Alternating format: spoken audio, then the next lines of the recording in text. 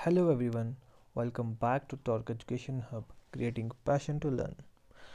आपने पिछले लेक्चर में देखा कि हमने आरबीआई पढ़ा, आरबीआई का इंट्रोडक्शन हमने देखा, उसके बाद हमने स्ट्रक्चर ऑफ आरबीआई देखा, आरबीआई टीम में कितने मेंबर्स हैं वो देखा हमने, और उसके बाद हमने फंक्शंस ऑफ आरबीआई देखा।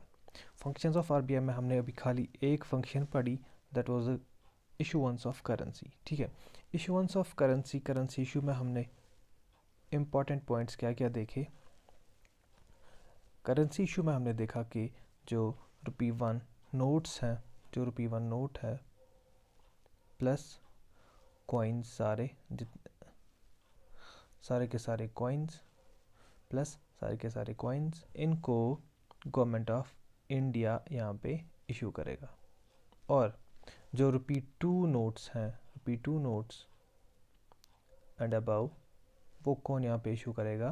आरबीआई इशू करेगा। ओके, ये हमने कल के लेक्चर में या देख लिया।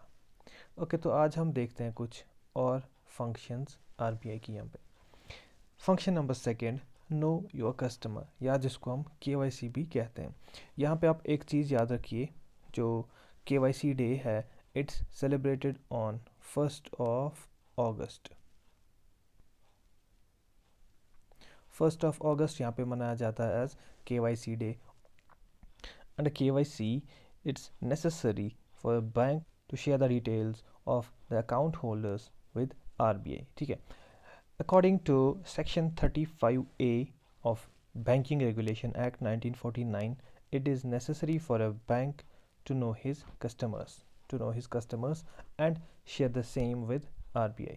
Okay, इसके बाद थर्ड पॉइंट पे हम आते हैं। थर्ड पॉइंट में आप देख सकते हैं कि RBI is also known as the banker of banks. Banker of banks यहाँ पे ये मतलब है कि देखिए, जब हमें पैसों की ज़रूरत होती है, जब हमें नीड होती है पैसों की, तो हम क्या करते हैं? हम बैंक के पास जाते हैं और बैंक से हम लोन हासिल करते हैं। लेकिन अगर हमारे बैंक को ही नीड होगी अब पैसों की, तो वो कहाँ जाएगा?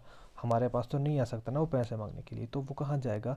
The bank will go to RBI. Bank RBI से लोन लेगा, इसीलिए आरबीआई को कहा जाता है द बैंकर ऑफ बैंक्स, क्योंकि जो बैंक्स हमारे हैं वो आरबीआई से लोन लेते हैं जब भी उनको नीड होती है। ओके, तो इसमें कुछ रेट्स हैं यहाँ पे, जैसे कि रेपो रेट है, रिवर्स रेपो रेट है, एमएसएफ है, बैंक रेट है, एसएलआर है, सीआरआर है।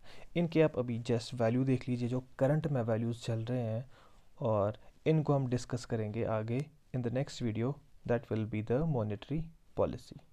Fourth point is the banker to the government of India. देखिए, जो हमारी गवर्नमेंट है, गवर्नमेंट ऑफ इंडिया, जब भी गवर्नमेंट ऑफ इंडिया को पैसों की नीड होती है, तो उसकी नीड भी कहाँ से फुलफ़िल होती है? The need is fulfilled by the reserve bank of India. और यहाँ पे एक टर्म आती है, that is the open market operation. Open market operation क्या होता है? It's the buying and selling of government securities और बॉन्ड्स। ठीक है, इसको भी हम नेक्स्ट वीडियो में पूरा अच्छे से डिस्कस करेंगे। अभी आप बस फंक्शंस ऑफ आरबीआई जो है वो थोड़ा ध्यान दीजिए, इनको डिस्कस हम नेक्स्ट वीडियो में करेंगे। Function fifth, it's the forex management. Forex मतलब foreign exchange management.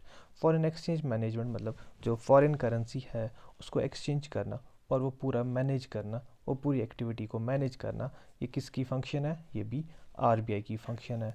Under this act, that is the FEMA act 1999। FEMA मतलब फॉरेन एक्सचेंज मैनेजमेंट एक्ट। ये सारा भी कौन मैनेज करेगा? आरबीआई। आपने देखा होगा कि जब आप एयरपोर्ट जाते हैं या बड़े बड़े मॉल्स में जाते हैं, वहाँ पे कुछ शॉप्स लगी होती हैं, और आपने देखा होगा कि वो उन शॉप्स पे लिखा होता है कि रिकॉग्नाइज्ड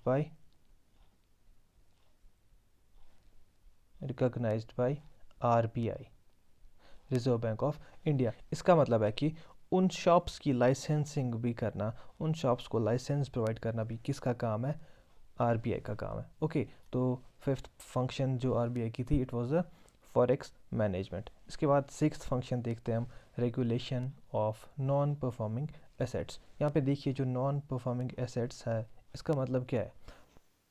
इसका मतलब है कि देखिए, जैसे किसी ने बैंक से लोन लिया और वो अपने डिज़ायर्ड पीरियड में उस लोन को वापस नहीं कर पाया, तो उसको हम कहेंगे नॉन परफॉर्मिंग एसेट, मतलब कि इस एसेट ने परफॉर्म नहीं किया, तो उसके साथ क्या करना है, कैसे करना है, वो भी कौन हमें बोलेगा, वो भी RBI हमें गवर्न करेगा under the section 35A and AB of banking regulation act 1949। Okay, इसके बाद नंबर 7 पे आते हैं हम, monetary policy.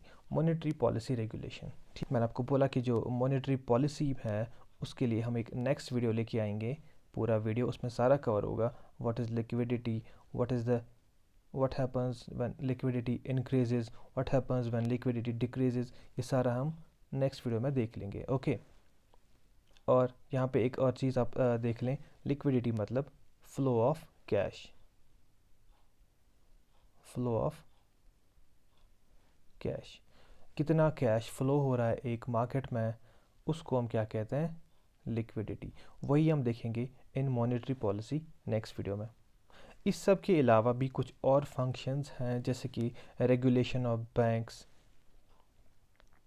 Regulation of banks, regulation of banks मतलब बैंक्स को रेगुलेट करना, बैंक्स पे पूरी नज़र रखना, और licensing of banks, licence provide करना बैंक्स को, या लाइसेंस वहाँ पे कैंसिल करना, ये भी किसका काम है, RBI का काम है।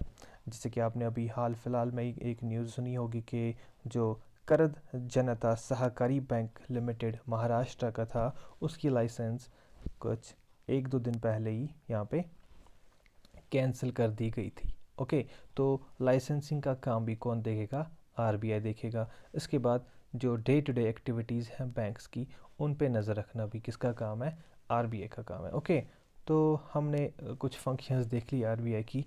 अब जो गवर्नर्स ऑफ RBI हैं, सबसे पहला first governor of RBI, first governor of RBI हमने कल भी देखा, it was Osborne Smith, Osborne Smith. और कितने टाइम तक वो गवर्नर ऑफ RBI थे, he was for a period of 2 years।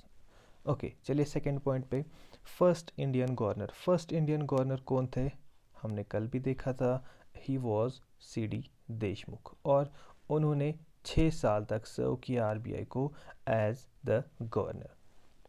Longest term governor, third point पे, लॉन्गेस्ट टर्म गवर्नर कौन थे, ही वॉज बेनेगल रामाराव, बेनेगल रामाराव, और वो 8 साल तक गवर्नर ऑफ RBI रहे थे।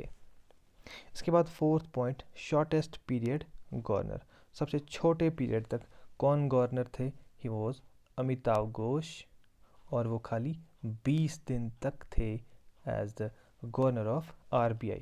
और सबसे लास्ट में फिफ्थ वाला पॉइंट, प्रेजेंट गवर्नर, अभी के टाइम पे कौन गवर्नर है, ही इज़ शक्तिकांता दास, शक्तिकांता दास, और ये अपॉइंट हुए थे ऑन 12th of December 2018, और इन्होंने रिप्लेस किया था उर्जित पटेल को। ये जो मैंने यहाँ पे डेटा दिया, इसको आप बिल्कुल दिमाग में बिठा के रखें। So this was it for today. I hope आपको लेक्चर पसंद आया होगा। प्लीज़ वीडियो को लाइक कीजिए, शेयर कीजिए, और चैनल को सब्सक्राइब करना बिल्कुल भी मत भूलिएगा। Okay, thank you.